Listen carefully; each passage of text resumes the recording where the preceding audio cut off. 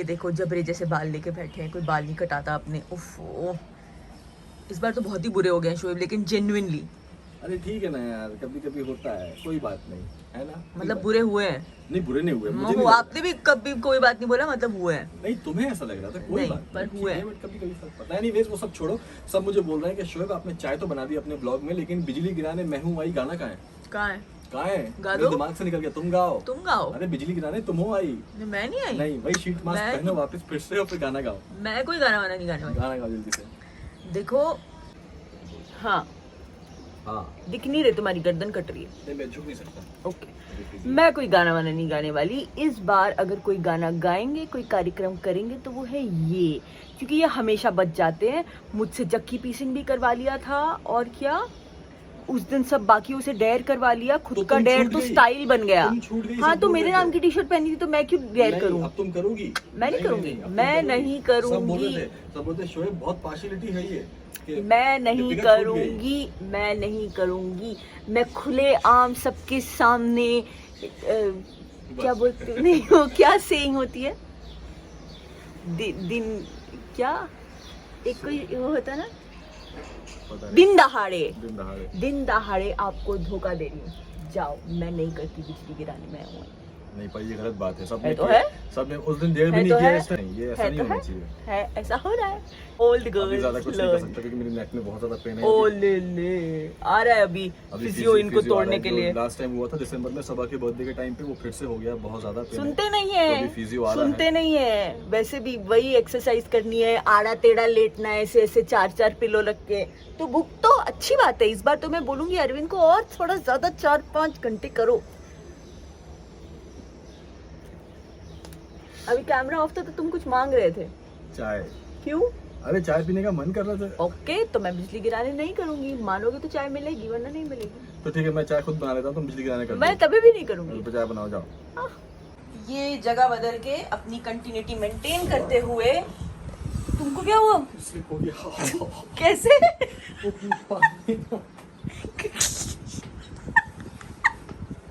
कहाँ पानी था? कहाँ पानी था? ग्लास में पानी है ना। ग्रास में पानी है? ये बेटा, इसमें आप नंगे पैर जाओ, फिर यहाँ पे आओगे तो पानी है ना उसमें बारिश का, तो वो देखिए स्लिप हो गया यहाँ पे। सोए कुछ नहीं, ये प्यार बांटिए में सोए हो। हमारे घर में हर जगह है। और ये मैं चाय लेकर आ गई, और ये देखिए यहाँ ये दोनों, वाह क्या आराम से सो रहे हैं। कल की खराटे सुन रहे हैं आप? शोएब चाय।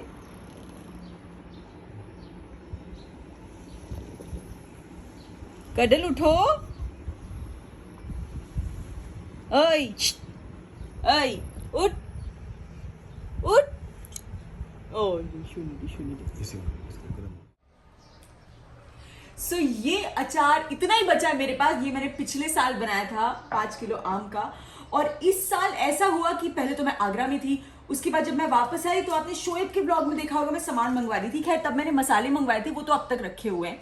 और बीच वापस आने के बाद लोनावला से मैंने आम मंगवाए थे, और फिर हम फिर से बिजी हो गए। पता नहीं क्या हुआ, हम कुछ तो बिजी हो गए थे। 2 दिन वो आम रखे रह गए। फिर मुझे लगा कि ये खराब हो जाएंगे क्योंकि मुझे वक्त नहीं मिल रहा है। तो इससे पहले कि आम खराब हो, मैंने संतोष भैया को बोला भैया आप ये ले जाओ, आपकी वाइफ कुछ बना लेंगी, वो भी बहुत अच्छा अच्छा कुछ कुछ बनाती है। भैया कई बार मुझे लाके देते उनके हाथ का बना हुआ। तो फिर अब मैंने 2 दिन पहले दोबारा से आम मंगवाए, उन्हें धो के पोंछ के रखा।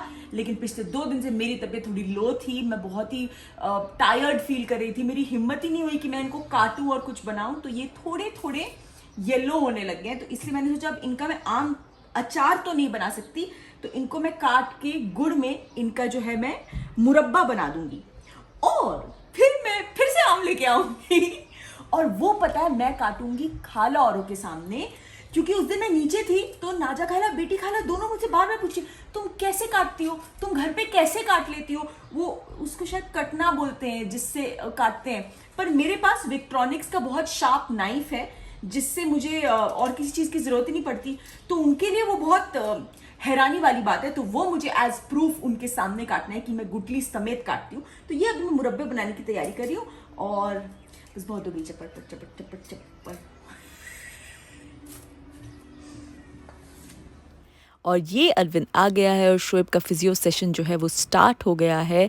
बहुत सिवियर नेक पेन है, जैसे दिसंबर में हुआ था बिल्कुल वैसा ही है। और ये देखिए, ये जनाब अंदर से बाहर आके लेट गए हैं और इस तरह से बीच में उठ के देख रहे हैं कि शोएब के साथ सब कुछ ठीक ठाक है ना, कोई शोएब को परेशान तो नहीं कर रहा। एक्चुअली दर्द बहुत ज़्यादा है, इसीलिए शोएब ने कुछ दिनों से व्लॉग भी नहीं बनाया। आप लोग दुआ कीजिएगा कि दर्द जल्दी ठीक हो जाए। तो ये है कटी हुई कैरी। चलिए अब मुरब्बा बनाना स्टार्ट करते हैं। ये मैं ले रही हूँ थोड़ा सा सरसों का तेल और ये मिक्सचर रेडी किया है मैंने 5 चीज़ों का, कलौंजी, मेथी दाना, जीरा, सौंफ और राई। ये हम डाल देंगे तेल में। उसके बाद डालेंगे कच्चा आम, उसे मिक्स करेंगे और थोड़ी देर ढक के पकने देंगे जब तक वो थोड़ा सेमी सॉफ्ट ना हो जाए। ये है गुड़ की चाशनी। इसमें मैंने जितना आम लिया था उतना इक्वल अमाउंट का जो है मैंने गुड़ लिया है, उसको चॉप करके मैंने पानी में डाल दिया और ये पिछले 5 से 6 मिनट से कुक हो रहा है। जब तक गुड़ की चाशनी और थिक होती है, ये 2 चीज़ों को ड्राई रोस्ट कर लिया। अब इसे पीस लेंगे। ये है सौंफ और साबुत धनिया। काफ़ी समय हो गया है, चाशनी काफ़ी समय से पक रही है। अब मैं इसमें ये पिसा हुआ धनिया और सौंफ का पाउडर डाल दूंगी, इसे मिक्स कर लूँगी और फिर मैं इसमें डालूँगी लाल मिर्च पाउडर और ये भी मैं अच्छे से मिक्स कर लूँगी। इसे थोड़ी देर कुक होने दूँगी, just for a few seconds. और इसके बाद इसमें ये देखिए, ये जो हमने कैरी कुक की थी ये इतना कुक हो जाए कि एकदम ही पूरी मैश ना हो लेकिन थोड़ा सेमी सॉफ्ट हो जाए। इस स्टेज तक हमें कुक करना है। उसके बाद साइड में निकाल के रख लेना है। और अब ये जो सेमी कुक्ड कैरी है ये हमने पूरी मिक्सचर में डाल देनी है और इसे हम पहले ढक के कुछ समय के लिए कुक करेंगे, 5 से 7 मिनट या उससे ज़्यादा। जब भी ये कैरी जो है ये पूरी तरह से सॉफ्ट हो जाए तभी हम इसे स्विच ऑफ करेंगे। मेरा मुरब्बा कुक हो रहा है, ऑलमोस्ट डन है। तब तक मैं अपने लिए ना डिनर बना रही हूँ। सिंपल सा मेरा फूड खाने का मन कर रहा है।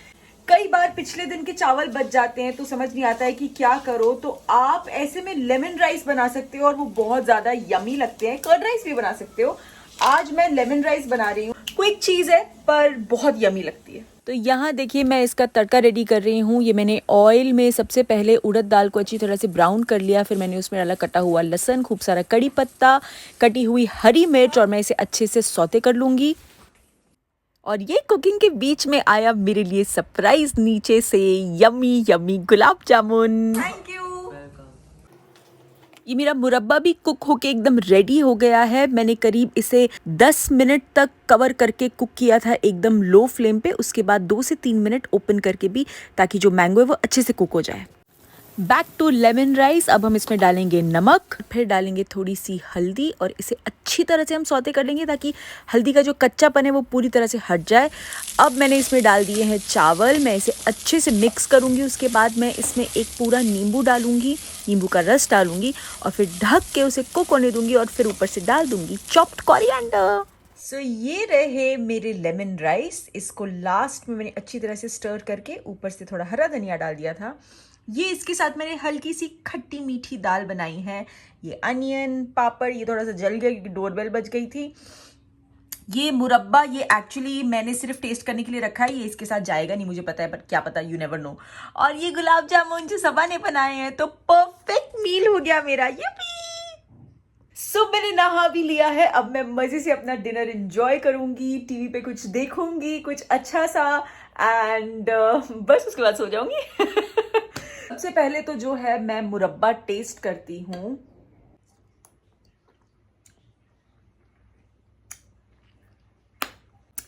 बहुत ही अमेजिंग बना है। आप लोग भी जरूर ट्राई कीजिएगा और इस वक्त भी आप बना सकते हैं। एकदम थोड़ा सा तीखा भी है, खट्टा मीठा भी है।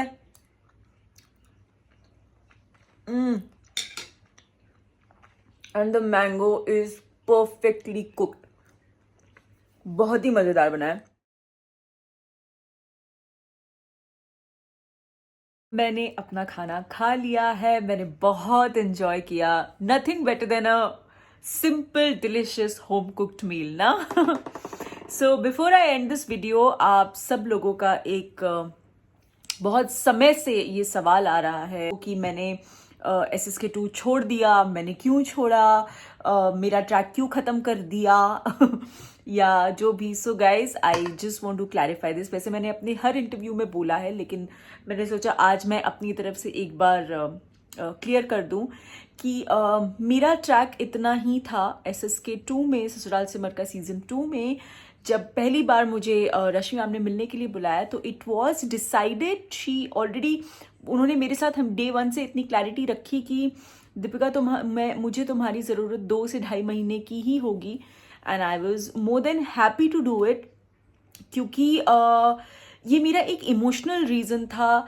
जिस शो ने मुझे बनाया है, मुझे आइडेंटिटी दी है, रश्मि मैम, पवन सर ने, जिन्होंने मुझे उस वक्त ट्रस्ट करके मुझे सिमर का किरदार दिया, मेरी ज़िंदगी में सिमर को वो लेके आए, कलर्स ने, जिसने मुझे ये प्लेटफॉर्म दिया कि मैं आज जो भी हूँ, it's all because of them, right? Because of Sasural Simar Ka, because of Rashmi ma'am, Pavan sir trusting in me, because of Colors giving me the platform. So मुझे लगता है कि हम हमेशा बोलते हैं कि अरे जिसने मुझे बनाया, अगर मुझे मौका मिलेगा उसके लिए कुछ करने का तो मैं ज़रूर करूँगी, लेकिन मुझे वो मौका मिला। I got the opportunity to pay back, and life में ये अपॉर्चुनिटी बहुत कम मिलती है, और जब मिले तो उसे जाने नहीं देना चाहिए, अपना बेस्ट करना चाहिए, अपना 200% करना चाहिए, और मैंने बिल्कुल वही किया। And I am very happy and I am very proud about it कि I could contribute to the second season, and जो कुछ भी मैंने इतने सालों में कमाया है वो मैं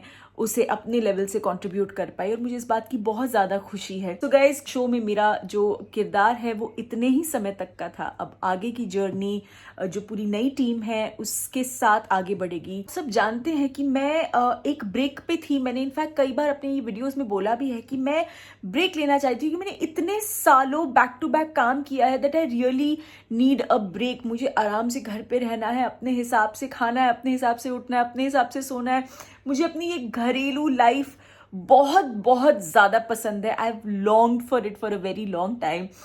तो इसलिए मैं कोई शोज़ नहीं ले रही थी, लेकिन जब रश्मि मैम ने मुझे बुलाया मीटिंग के लिए, तो तब जब मैम ने मुझे ये बताया तो मैं बोला मैम इसके लिए तो मैं मना कर ही नहीं सकती, मतलब ये तो I have to do it, it's my duty, ये मेरा एक फर्ज था जो मुझे करना ही था पूरा। That's what I am trying to tell you guys, कि इनफैक्ट मैं आप लोगों को भी ये चीज़ एक बोलना चाहूँगी कि ज़िंदगी में कुछ मौके या कुछ काम जो है आप ना आप पैसे के लिए करते हो, ना आप मटीरियलिस्टिक चीज़ों के लिए करते हो, it's just for your mental satisfaction or for your emotional reasons that you do. मेरा इमोशनल रीज़न था कि मुझे इस शो ने बनाया है, तो आज अगर मेरा पे बैक टाइम है तो मैं पीछे हट ही नहीं सकती, कोई भी रीज़न हो जाए। तो ये मेरा रीज़न था। बस गाइज, ये एक चीज़ आप लोगों से शेयर करनी थी, तो मैंने सोचा कि मैं ज़रूर बोल दूं। और अब मैं खा के एकदम हैप्पी हो चुकी हूँ। सबा ने मस्त यम्मी से गुलाब जामुन भी भेज दिए थे, तो मैंने सोचा कि इससे अच्छी बात और क्या हो सकती है। खाना मैंने बना लिया, मीठा नीचे से आ गया। आई होप आपको आज का वीडियो अच्छा लगा हो। कुछ करने को था नहीं, पर कैमरा उठा लिया कि बहुत दिनों से व्लॉग नहीं गया था, तो सोचा कि चलो कुछ तो निकल ही आएगा। तो ये एकदम लेजी सा सिंपल सा रूटीन आपके साथ शेयर किया, एंड आई होप आपको अच्छा लगा हो, आपको मजा आया हो। सो गाइज, प्लीज इस वीडियो को लाइक कीजिएगा, शेयर कीजिएगा, और दीपिका की दुनिया को जिसने सब्सक्राइब नहीं किया है कर लीजिएगा। Love you all.